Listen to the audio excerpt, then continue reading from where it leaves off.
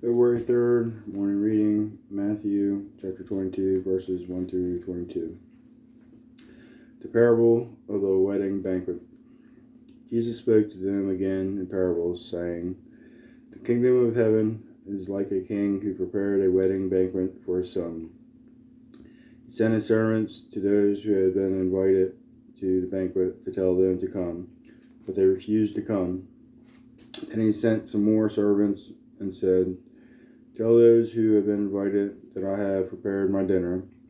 My oxen and fattened cattle have been butchered, and everything is ready. Come to the wedding banquet.' But they paid no attention and went off, one to his field, another to his business. The rest seized the servants, mistreated them, and killed them.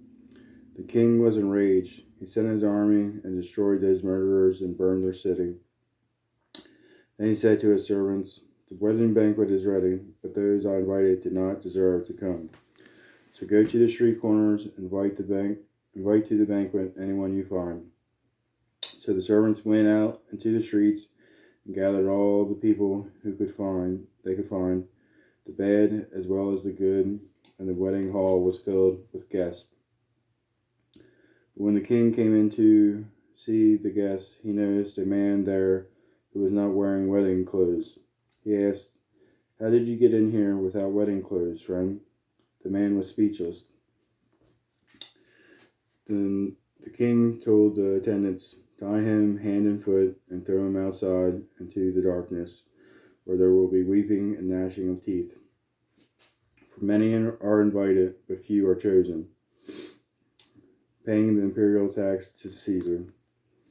When the Pharisees went out and laid plans to trap him in his words, they sent their disciples to him along with the Herodians.